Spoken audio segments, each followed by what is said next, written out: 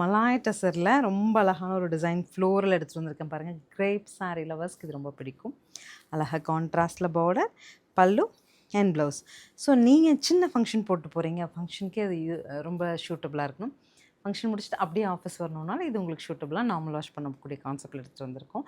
1250 அப்படிங்கிறது தான் என்னோடய செல்லிங் ப்ரைஸ். அப் டு ஆடி நம்ம 850ல் வாங்கிக்கலாம். கலர்ஸ் பார்த்துட்டு பிடிச்சது குயிக்காக புக் பண்ணுங்கள்.